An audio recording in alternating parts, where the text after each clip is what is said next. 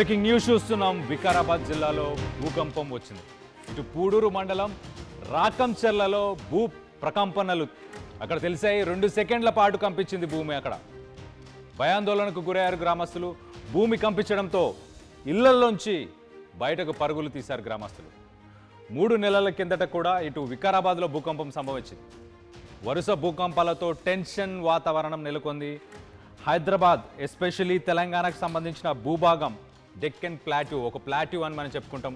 ప్రపంచంలో ఎక్కడ భూకంపాలు వచ్చినా తెలంగాణకు సంబంధించిన ఈ డెక్కన్ ప్లాట్యూలో భూకంపాలు వచ్చే అవకాశం అతి తక్కువ అని శాస్త్రవేత్తలు గతంలో కూడా చెప్పారు. మనకు అలాంటి దాఖలాలు ఇంతకుముందు ఎప్పుడు లేవు. కానీ ప్రస్తుతం ఇప్పుడు మాత్రం వికారాబాద్లో 3 నెలల కింద ఒకసారి భూకంపం వచ్చింది. మళ్ళీ ఇప్పుడు కూడా ఒక 2 సెకండ్లే భూమి కంపించింది. కానీ మొత్తం మీద ఇక్కడ రావడం అనేది అరుదు.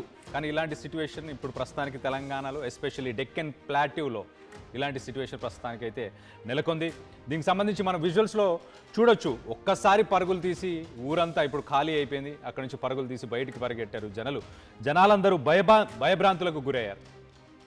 దీనికి సంబంధించి మరిన్ని వివరాలు తెలుసుకునే ప్రయత్నం చేద్దాం. మా ప్రతినిధి పవన్ ఉన్నారు. మరి కాసేపట్లో పవన్తో మాట్లాడి తెలుసుకునే ప్రయత్నం చేద్దాం. సో డెక్కన్ ప్లాట్యూ గురించి మనం ఒక్కసారి మాట్లాడుకుంటే కనుక ఇండియన్ సబ్ కాంటినెంట్లో Deccan plateau one of the oldest plateaus అని చెప్పుకోవచ్చు. ప్లాట్యూ అంటే ఇక్కడ ఉన్న రాళ్ళు కానీ మనం ఒక పల్లమైన ఒక ప్లాట్యూ మీద ఉంటున్నాం. కాబట్టి ఇక్కడ మన తెలంగాణలో ఎస్పెషల్లీ ఇప్పుడు మన హైదరాబాద్ పరిసర ప్రాంతాల్లో ఎటు వెళ్ళినా హిల్స్ బౌల్డర్స్ కనిపిస్తుంటాయి. ఆ బౌల్డర్స్లో ఏవైతే రాళ్ళు ఉన్నాయో ఆ రాళ్ళని కూడా మనం టెస్ట్ చేసిన వాటి రిజిడిటీ కానీ వాటి క్వాలిటీ కానీ డిఫరెంట్గా ఉంటుంది మిగతా ప్లేసెస్తో కంపేర్ చేస్తే. మొత్తం మీద చాలా స్ట్రాంగ్గా ఉంటుందని చెప్పొచ్చు. ఇక్కడ భూమి కూడా అంతే స్ట్రాంగ్గా ఉంటుంది. కాబట్టి ఇక్కడ వచ్చే అవకాశాలు చాలా తక్కువ. కానీ వికారాబాద్లో ఎందుకు వస్తున్నాయి, గతంలో ఏం జరిగింది అనేది ఒకసారి మా ప్రతినిధి పవన్ ఉన్నారు. ప్రస్తుతానికి పవన్తో మాట్లాడి తెలుసుకునే ప్రయత్నం చేద్దాం. పవన్, చెప్పండి, అసలు ఏ సమయంలో జరిగింది, ఏ సమయంలో భూమి ప్రకంపనలు వచ్చాయి? ఎస్ కళ్యాణ్, వరుస భూకంపాలు వికారాబాద్ జిల్లాని అయితే వాసుల్ని ప్రతి ఒక్కరిని కూడా భయపెడతా ఉంది. వికారాబాద్ జిల్లాలో భూకంపం సంభవించింది. పూడూరు మండలం కంచెర్ల గ్రామంలో స్వల్పంగా భూమి అయితే కంపించడం జరిగింది. గురువారం మధ్యాహ్నం సెకండ్ నుంచి సుమారుగా 2 సెకండ్ల పాటు భూమి అయితే కంపించడం జరిగింది. దీంతో స్థానికులు ఒక్కసారిగా భయాందోళనకు గురై ఇళ్లలోంచి అందరూ కూడా బయటికి పరుగులు తీయడం జరిగింది. కాకపోతే ఎలాంటి నష్టం జరగకపోవడంతో అందరూ కూడా ఒక్కసారిగా ఊపిరి పీల్చుకోవడం జరిగింది. ఇటీవల కరీంనగర్ జిల్లాలో కూడా పలు గ్రామాల్లో కొన్ని సెకండ్ల పాటు భూమి అయితే కంపించే సంగతి తెలిసిందే. కానీ అది మరొక ముందుకే వికారాబాద్ జిల్లాలో మళ్ళీ కూడా ఈ ఎర్త్క్వేక్ రావడం, ఈ భూ ప్రకంపన రావడం ప్రతి ఒక్కరిని కూడా భయాందోళనకు గురి చేస్తా ఉంది. వికారాబాద్ అంటేనే దట్టమైన ఫారెస్ట్ అండ్ సెలయేర్లు కోరలతో చాలా పచ్చదనంతో ఉంటుంది. హైదరాబాద్ నుంచి ప్రతి ఒక్కరు కూడా టూరిజం స్పాట్ గా అక్కడికి వెళ్ళి అనంతగిరి హిల్స్ లో వెళ్ళి చూడడం, ఆ పర్యాటకులకు చాలా ఆహ్లాదకరంగా ఉండే వాతావరణం అదంతా కూడా. ఇప్పుడు వరుసగా అక్కడ వచ్చిన భూ ప్రకంపనలతో వెళ్లే టూరిస్టులు కానీ అక్కడ ఉండే నివాసులు కూడా ప్రతి ఒక్కరు కూడా భయపడతా ఉన్నారు. చాలా మంది కూడా కొండ చర్యల కింద ఉంటారు. కొండల నుంచి ఆనుకొని రిసార్ట్స్ కట్టడం కానీ అక్కడ స్థానికంగా చిన్న ఇల్లు గుడారాలు ఏర్పాటు చేసుకొని చాలా మంది కూడా ఉంటూ ఉంటారు. సో ఈ ఒక్కసారిగా వచ్చే భూ ప్రకంపన వల్ల కొండ చర్యలపై ఉన్న రాళ్ళు అయితే ఒకసారి కదులుతూ కిందకి డొల్లి పడతా ఉన్నాయి. కానీ ఈ రోజు వచ్చిన ఈ భూ ప్రకంపన వల్ల ఎలాంటి ప్రాణనష్టం, ఆస్తి నష్టం జరగలేదు. కానీ ఒక్కసారిగా అందరినీ కూడా భయాందోళనకు గురి చేసింది. ఇది కనుక తీవ్రత కొంచెం కనుక పెరిగి ఉంటే ప్రతి ఒక్కరికి కూడా ఈ ఇంపాక్ట్ చూపించేది. ఎందుకంటే దాని చుట్టుపక్కల చాలా వరకు కూడా చెక్ డ్యామ్స్ ఉంటాయి. వాటర్ అయితే స్టోర్ చేయడానికి చాలా చెక్ డ్యామ్స్ అండ్ చెరువులకి ఆనకట్టలు చాలా వరకు కూడా చెక్ డ్యామ్స్ పెట్టడం జరిగింది. ఈ భూ ప్రకంపనలు కనుక రెక్టర్ స్కేల్ కన్నా మనకు నార్మల్ స్టేజ్ కంటే కాస్త ఎక్కువగా వచ్చుంటే కనుక ఆ చెక్ డ్యామ్స్ అన్ని ఒకసారిగా తెగిపోతే ఆ ఊరు మొత్తం కూడా వాటర్లతో మునిగిపోయే సిచ్యువేషన్ ఉండేది. కానీ అదృష్టవశాత్తు ఇలాంటివి ఏవి సంభవించకుండా కొంచెం స్వల్ప భూకంపంతో తప్పించుకోవడం జరిగింది. ప్రతి ఒక్కరు కూడా ఈ ఎందుకు వస్తున్నాయి అనే దానికి అధికారులు అయితే కొంచెం దర్యాప్తు చేస్తా ఉన్నారు. ఇన్ ది రీసెంట్ టైంలో అక్కడ మైనింగ్స్ ఏవైతే జరుగుతా ఉన్నాయో చుట్టుపక్కల ఉన్న మైనింగ్స్ లో ఈ బాంబ్స్ ఏవైతే ఉంటాయో లోపల లోతుగా డ్రిల్ చేసి లోపల ఉన్న కణజాలు తెలుసుకోవడం కోసం ఈ టెస్టింగ్ బాంబ్స్ అయితే లోపలికి వదులుతా ఉన్నారు. ఈ బాంబ్స్ తాకిడికి లోపల ఆ ప్లాట్యూస్ ఏవైతే ఉంటాయో లోపల భూమి పొరలు ఏవైతే ఉంటాయో అవన్నీ కూడా ఒకసారిగా కదిలి కంపిస్తా ఉన్నాయి. సో ఈ స్వల్ప భూకంపనాలు గల కారణాలు ఈ మైనింగ్ల వల్లే జరుగుతాయంటూ కూడా స్థానికులు పెద్ద ఎత్తున ఆగ్రహం వ్యక్తం చేస్తా ఉన్నారు. ఎందుకంటే చుట్టుపక్కల హైదరాబాద్ ఆనుకొని ఉంటుంది వికారాబాద్ జిల్లా ఇదంతా కూడా. కానీ ఈ చుట్టుపక్కల హైదరాబాద్ ఎక్కడ రాసి అక్కడ ఉన్న చర్యలోనే వస్తుంది. అంటే చుట్టుపక్కల జరుగుతున్న అక్కడ మైనింగ్ ఏదైనా సీక్రెట్ గా మైనింగ్ జరుగుతుంది, అనే దానిపై పెద్ద ఎత్తున దుమారం లేస్తా ఉంది. అండ్ సాయిల్ టెస్ట్ కోసం, అందులో ఉన్న ఖనిజాల టెస్ట్ కోసం పదే పోస్ట్ వేసి అందులో బాంబ్స్ వేసి మరి లాస్ట్ చేసి అందులో ఖనిజాలు బయట తీయడానికి చూస్తా ఉన్న చాలా మంది ప్రైవేట్ దారులు. సో దీనివల్లే భూమి కంపిస్తా ఉందంటూ కూడా అక్కడ పెద్ద ఎత్తున ఆందోళన చేస్తా ఉన్నారు Kalyan. Right Pawan, thanks for the latest update. మొత్తం మీద ఇటు ఒక్కసారి మనం తెలంగాణకు సంబంధించిన ఎర్త్క్వేక్స్ ఎప్పుడెప్పుడు జరిగాయి అనేది మీకు చెప్పే ప్రయత్నం చేస్తాను. నవంబర్ 19న ఒక మైనర్ ఎర్త్క్వేక్ మ్యాగ్నిట్యూడ్ 2.9 ఎక్కడ జరిగిందంటే హైదరాబాద్ నుంచి మహబూబ్ నగర్కి వెళ్ళే ప్రాంతంలో, పరిసర ప్రాంతంలో ఉప్పల్ కలాన్ దగ్గర ఉప్పల్ కలాన్ దగ్గర చోటు చేసుకుంది. దాని తర్వాత ఆగస్టు 14న వికారాబాద్లో 3.1 మ్యాగ్నిట్యూడ్కి సంబంధించిన ఒక ఎర్త్క్వేక్ ఆగస్టు 14న రికార్డ్ అయింది. సో మొత్తం మీద ఇటు ములుగులో కూడా 2025లో 5.3 మ్యాగ్నిట్యూడ్ హైయెస్ట్ అని చెప్పుకోవాలి. ఇటు తెలంగాణ మొత్తంలో 5.3 మ్యాగ్నిట్యూడ్. గడిచిన 50 సంవత్సరాలలో మన దగ్గర ఒక 5 మ్యాగ్నిట్యూడ్కి సంబంధించిన ఎర్త్క్వేక్ అనేది ఎప్పుడు రికార్డ్ అవ్వలేదు. కానీ ఈ మధ్యకాలంలో 2, అలాగే 2.1 కానీ 2.2 కానీ లేకపోతే 2 మ్యాగ్నిట్యూడ్ 3 ఆ లెవెల్లో ప్రస్తుతానికైతే ఇటు ఎర్త్క్వేక్స్ వికారాబాద్, మహబూబ్ నగర్ ఇలాంటి ప్రాంతాల్లో జరుగుతున్నట్టు తెలుస్తుంది. సో మొత్తం మీద దీనికి సంబంధించి మీరు ఎవరైనా వికారాబాద్ నుంచి ఉంటే కనుక ఈ కింద స్క్రాల్ అవుతున్న నంబర్స్కి కాల్ చేయండి. 04069316611. అక్కడ ఎలాంటి పరిస్థితులు నెలకొన్నాయి అన్న విషయాలు మాతో పంచుకోవచ్చు. సో ఇటు వికారాబాద్ ఒక మా ప్రతినిధి పవన్ చెప్పినట్టు ఒక టూరిస్ట్ స్పాట్. ఈ మధ్యకాలంలో ఎక్కువ శాతం హైదరాబాద్ నుంచి వీకెండ్ గేట్వేలాగా ఇటు వికారాబాద్, అనంతగిరి హిల్స్కి, రిసార్ట్స్కి వెళ్ళడం, అక్కడ ట్రెక్కింగ్ వెళ్ళడం ఇలాంటి పనులు చాలామంది చేస్తున్నారు. సో వాళ్ళందరూ కూడా కొన్ని జాగ్రత్తలు పాటిస్తే బాగుంటుంది. సో ఇప్పుడు అక్కడ ఎవరైతే ఈ వీకెండ్కి వెళ్ళారో వాళ్ళందరూ కూడా భయభ్రాంతులకు గురి అయ్యారు. ప్రజలందరూ కూడా పరుగులు తీశారు అని చెప్పేసి మొత్తానికైతే తెలుస్తుంది. సో దీనికి సంబంధించి మీరేమనుకుంటున్నారు?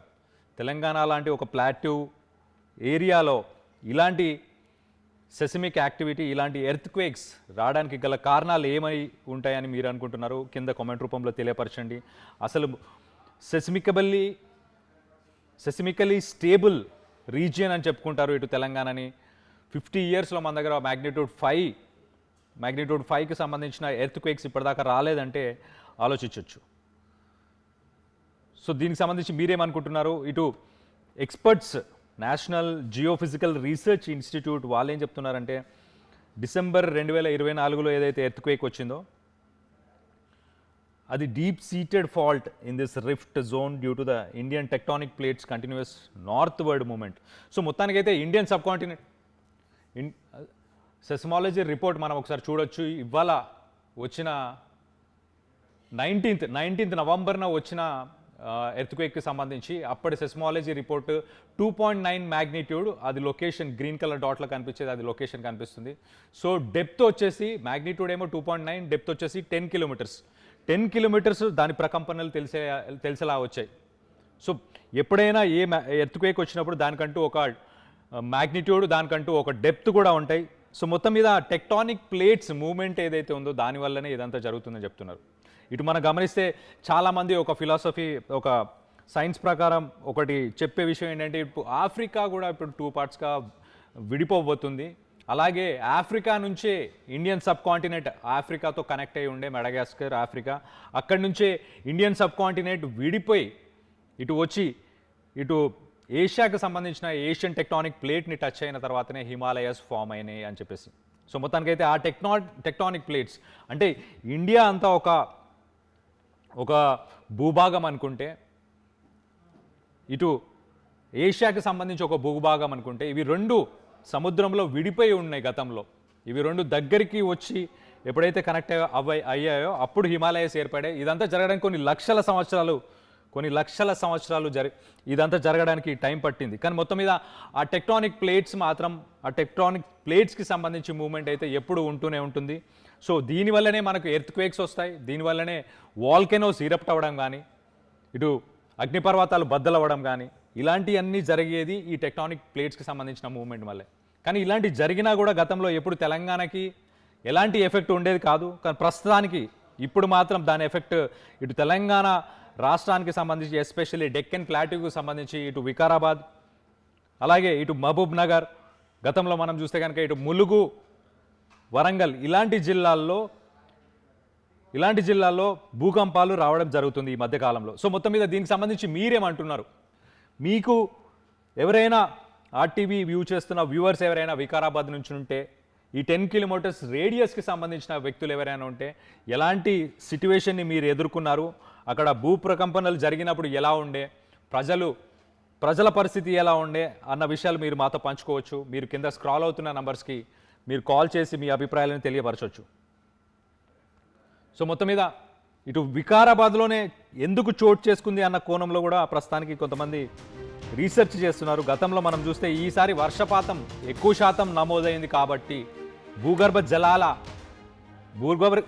జలాలు ఏవైతున్నాయో ఆ భూగర్భ జలాలు అటు ఇటు మూవ్ అవ్వడం, ఆ moment of that water beneath the earth, beneath the crust, దానివల్ల ఇలాంటి భూకంపాలు జరిగే అవకాశం ఉంటుందని కొంతమంది చెప్పుకొస్తున్నారు. ఎక్కువ శాతం ఇటు reservoirs, large water bodies like those from major irrigation project can sometimes induce similar pressure on the Earth's crust.